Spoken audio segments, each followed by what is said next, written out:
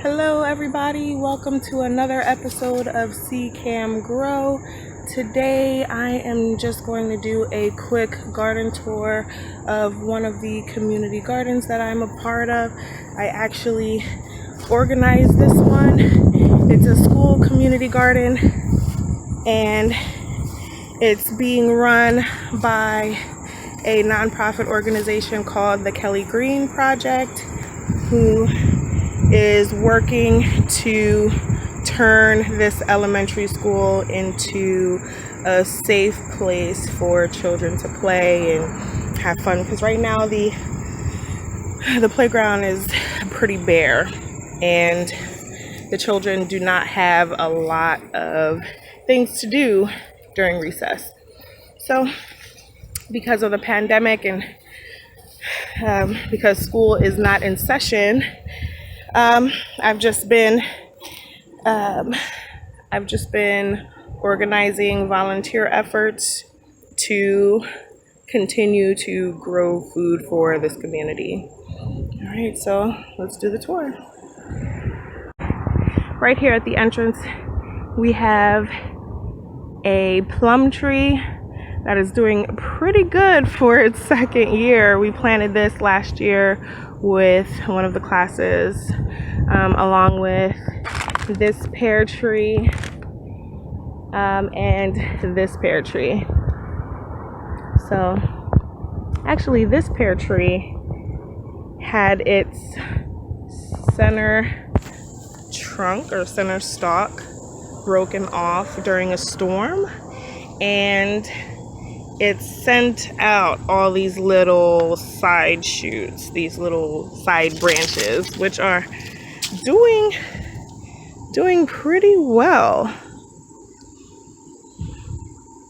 So these branches, these tall branches right here, are maybe 2 months worth of growth. So hopefully next year we'll see some fruit on it.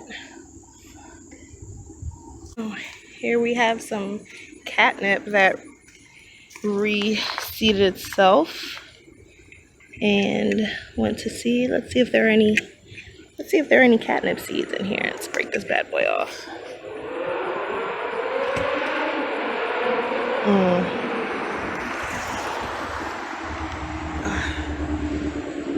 It smells so good. Catnip is extremely relaxing. If you're stressed out, you're having a long day, you can always make some catnip tea and it'll calm you right down. But let's see if there are any seeds in here. Oops.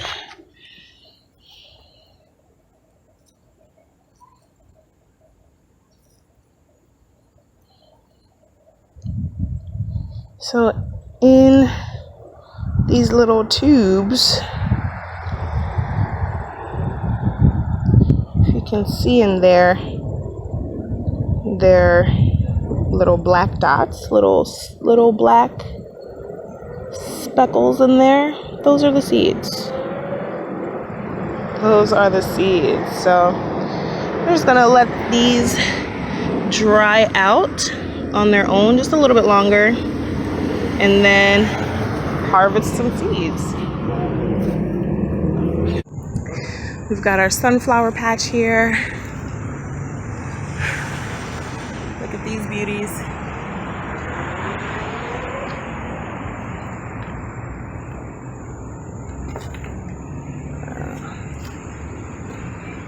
Wow. Got some pollinators in that one. Now we just cleared this bed. There was a lot of lettuce in here that was going to seed. So as soon as we receive a donation of plants from wherever they come from, this bed will be all filled up with the next crop. But right now we still have tomatoes that aren't doing great. As you can see, they've been left here to kind of just sprawl out on the ground, so they need to be pruned. But we also have a couple pepper plants that need to be staked up right here, and this one even has a pepper on that. We're gonna take that off. Because peppers are one of those plants that the more you harvest, the more it grows. Over here we have a tomato patch that we just weeded and tied up.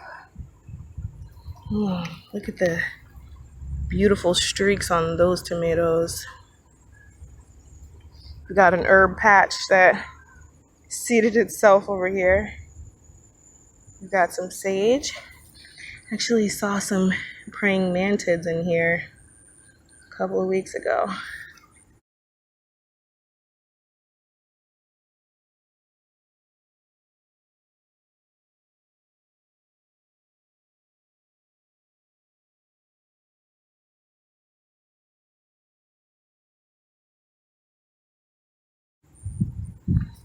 So, okay, great. Lots of sage.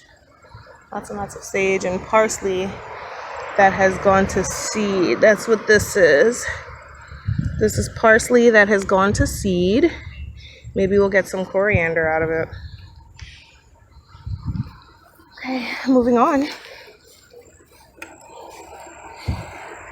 We've got some tomatoes here and some cucumbers that we've already harvested maybe a dozen. Oh, here we go. Here's a cucumber hidden beneath the foliage here.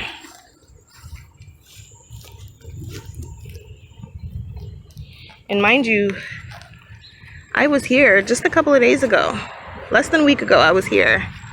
And this cucumber was not this big. So we're just gonna rip that off.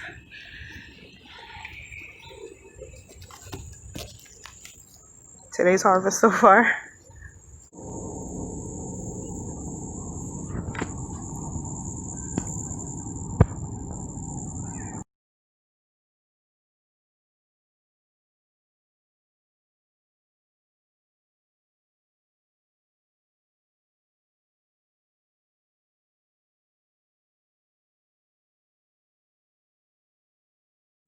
So these, wow, I've never seen that before.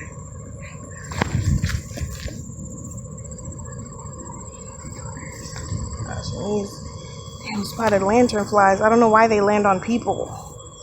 Like, sheesh, I'm not food. Leave me alone. Okay, so I don't know what that is, but it's got beautiful wings, and it looks like it'll sting me.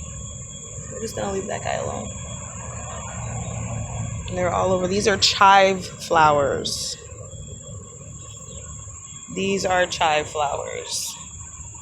And we always just leave these flowers alone, and we let our pollinators do their thing. They pollinate the flowers. They turn into large heads of seeds, just packed with seeds. And then those seeds drop and the plant replants itself. Pretty awesome.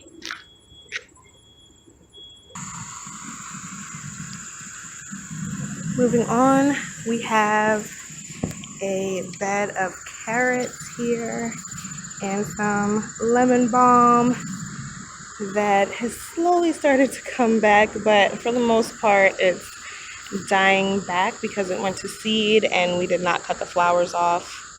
Cutting the flowers off of your herbs is going to help them live a lot longer. So because we did not cut the flowers off of this lemon balm, it has seeded and started to die back.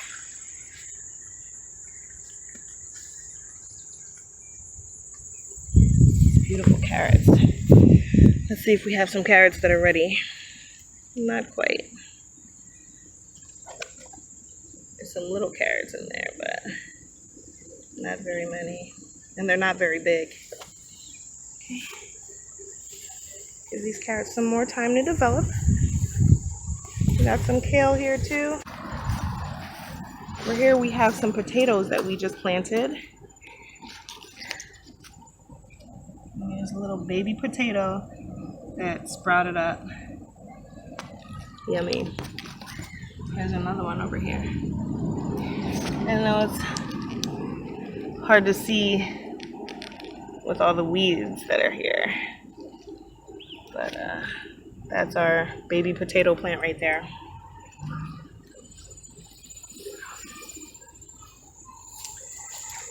Raspberries, oregano, kale, raspberries, tomatoes. Tomatoes, look at that bad boy right there. That's gonna be so yummy. Oh. Just harvested this beautiful tomato. If you are about to get some rain and you see that your tomatoes are starting to blush or they're starting to turn a reddish color, then you want to harvest them right away, because too much rain at that point is going to make your tomatoes crack. So it's super important to harvest your tomatoes a little bit early and let them ripen up on the table or the shelf if you're going to get some rain soon. And so, since we have this bad boy over here that's starting to blush and we're set for a storm today and tomorrow, just going to cut that bad boy off. I hope that didn't dent it. Okay, great. Look at that. Beautiful. I love the stripes on these bad boys. Okay. Let me put my harvesting on my bicycle here. What I've been doing over here is saving seeds.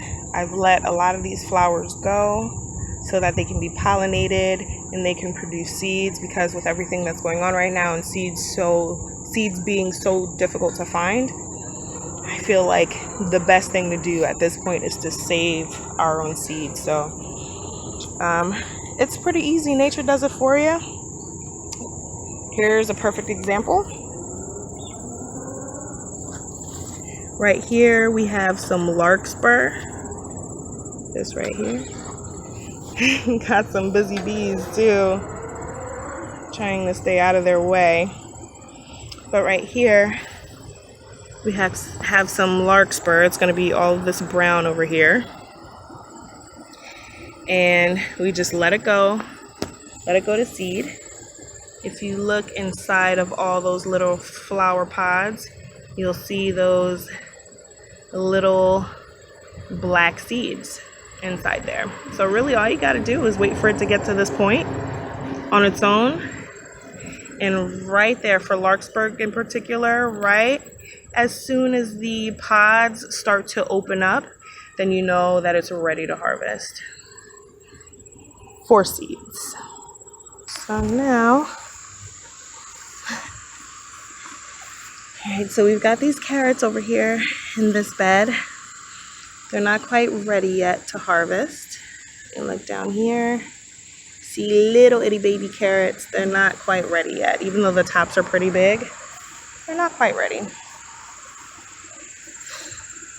Got some lemon balm here that we did not rip the flowers off of, so the plant went to seed and it's starting to die back, but it will come back with a vengeance next year.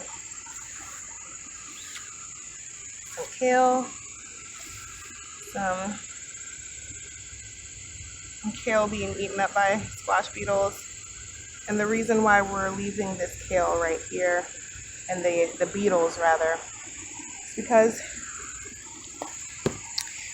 I've been seeing a lot of the baby praying mantids that we placed about 12 eggs in this maybe 1,500 square foot garden.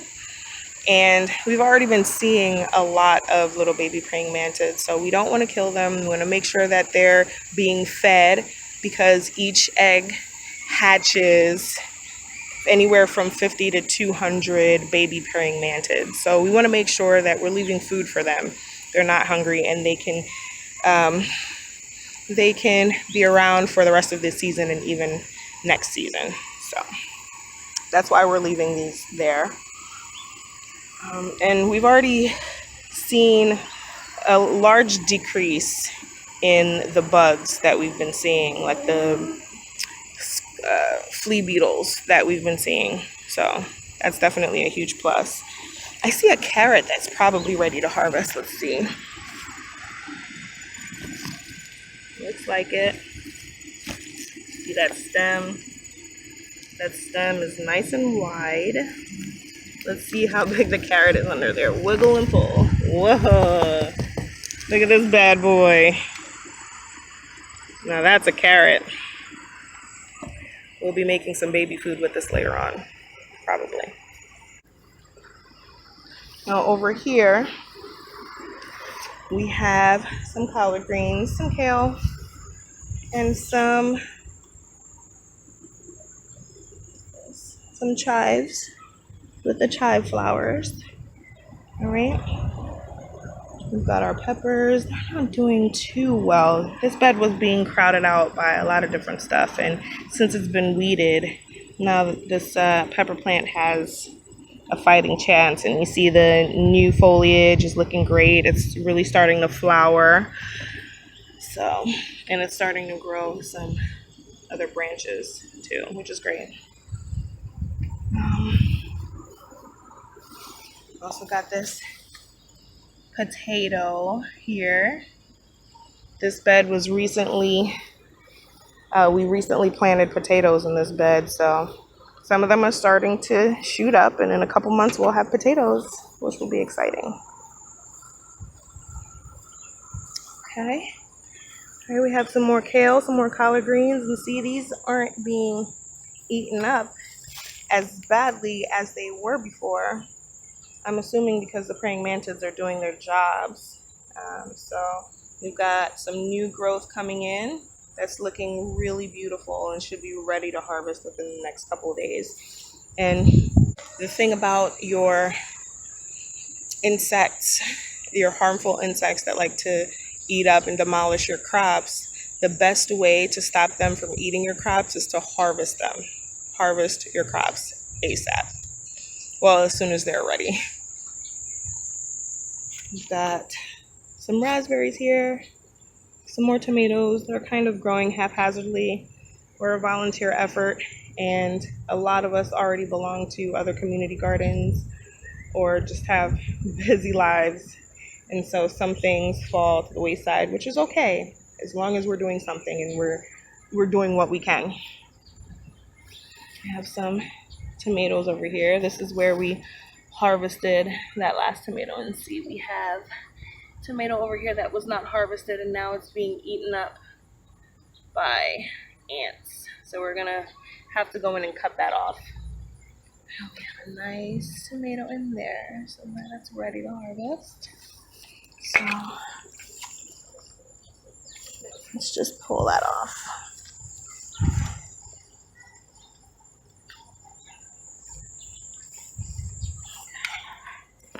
Right now we have our basil that I must have harvested about a dozen times over the season, and it just keeps coming back. You see, like over here is that purple basil, that beautiful purple basil that I just ripped all the flowers off because I want to extend its life. Now let's go in and cut that rotting tomato.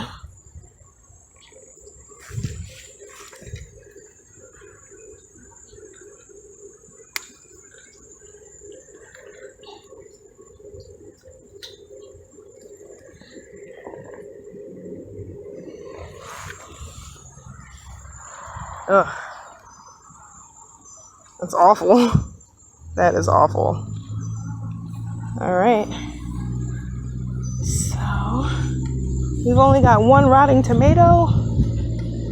How could our movie get such a terrible rating? Okay. So over here, we have a bed full of peppers and eggplants. Now, I only live about a block away from this garden, and there are times when I only have about a half an hour, 40 minutes of daylight, and I'll say, I need to do something. I need to get out and garden. I need to get my hands dirty. And so the night I planted these, it was one of those nights, and I think I planted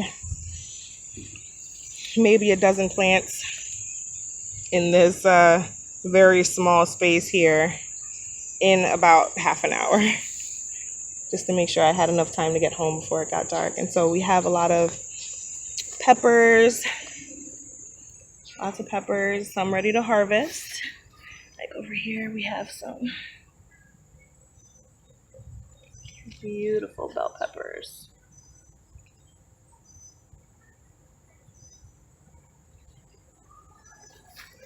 We've got some more beautiful purple basil in there doing its thing. We're going to continue to cut off those flowers. We've got some more peppers over here. Wow. Beautiful. Oh, hey, Busy Bee. Thank you. All right, so some more beautiful basil over here. We're just gonna cut these flowers off here. Not just to extend its life, but also to promote the plant to grow bushy and not so much tall. All right, here's an eggplant that also needs to be staked up.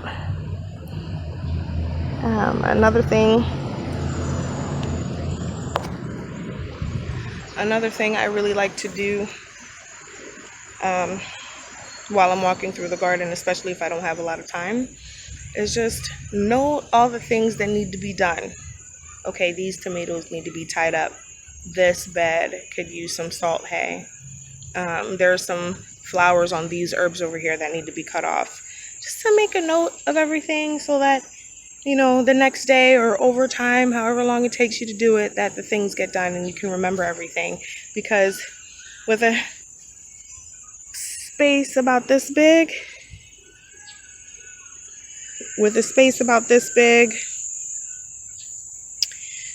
you might forget. There will be some things that you forget to do.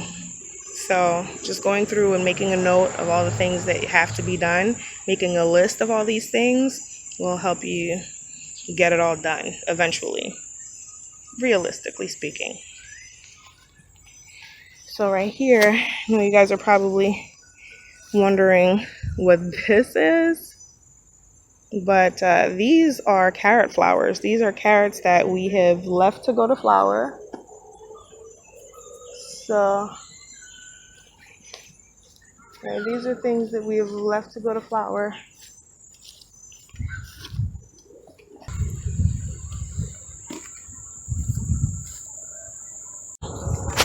Now, I don't know if I talked about these peppers that we have over here.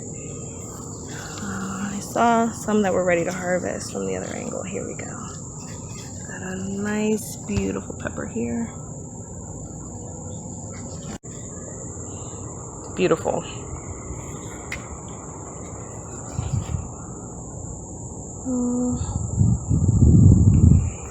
Looks like that's it for over here. Usually I see some eggplants, but I don't see any today that are ready to harvest, so not in this bed anyway. So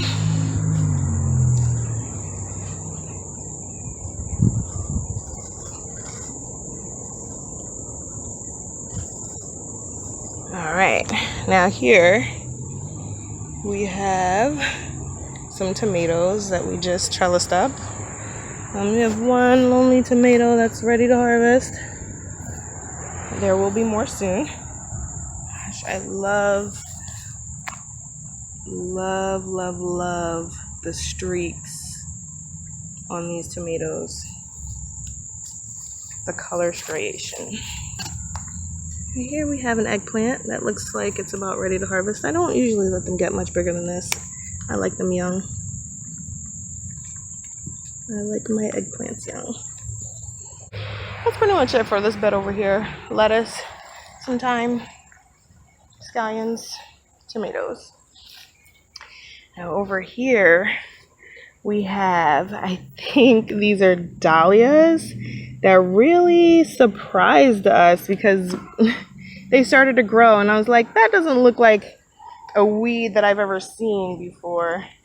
And I have never grown dahlias before, so I wasn't sure what their foliage looked like, but you see this flower, this beautiful flower that's starting to grow over here. And then on the other side of this bed, we have a beautiful dahlia. So I mean, if you can see it from over here, it's just a whole bunch of tomatoes that we planted, not knowing that something else was going to come up in the same space. So like even right here, we have these beautiful dahlias that have started to come up in between the tomatoes. So maybe I can even cut off some of the leaves and suckers to give this bad boy some more air. All right, cut that off right there. Bam, beautiful dahlia. Look at that. I'm pretty sure it's a dahlia anyway. If you guys say that if you think it's a different flower, please let me know what you think it is. But it is beautiful, and I'm so happy that it volunteered to bring us pollinators and beautify the space. There's some more of these beautiful tomatoes with these beautiful color streaks. Okay, got some more tomatoes that are ready to harvest on this side. One tomato plant in particular that's not doing very well. I will probably just harvest the green tomatoes and let this plant go.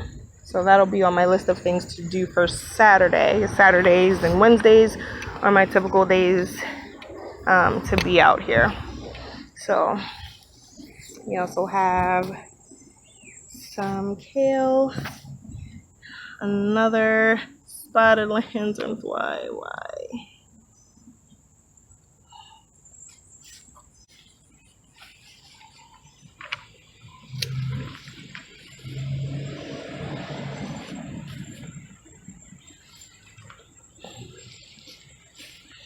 Okay.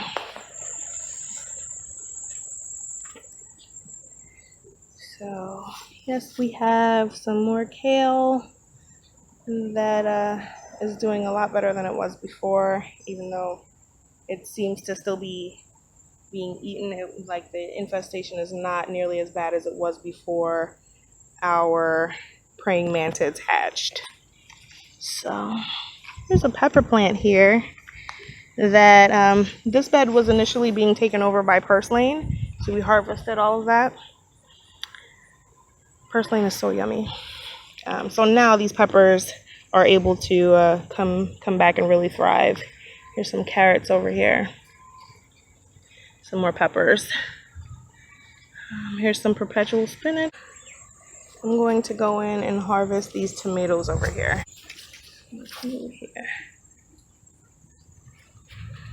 Come over here to harvest tomatoes. If you give your tomato a slight tug and the tomatoes start falling off, then you know that they're ready.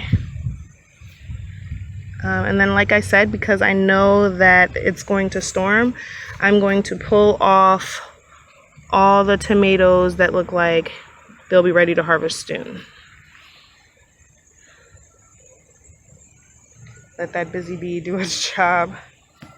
Lots of bees in the garden this year, which is such a blessing. So I'm gonna just harvest. Oh, beautiful. That was the school community garden. I just wanted to show you guys this angel trumpet that seeded itself. It's pretty poisonous, so probably shouldn't touch it. But it reseeded itself. Don't touch it without gloves. And I'm going to come back next week and dig this up and pot it so that I can have it at home. I'm sure no one's gonna mind. Actually, I had to stop someone from cutting this one off because it just takes over. It's so beautiful. It smells like fresh laundry, but it really takes over. So anyway, got my veggies over here. Got my box of ladybugs here. Stay tuned for that. That was my garden tour of the school community garden. Thank you guys so much for tuning in.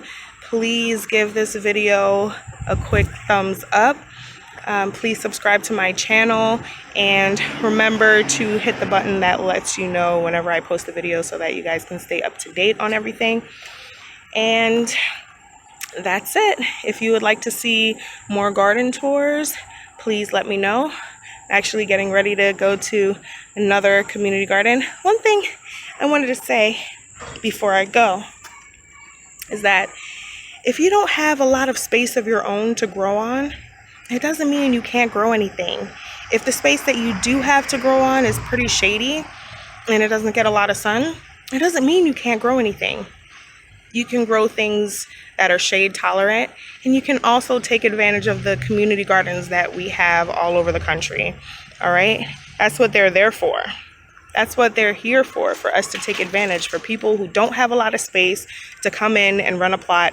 And most of the time, it's only about $30, $40 a year to rent a, most of the time, 8-foot by 4-foot plot that you'll be able to grow something in.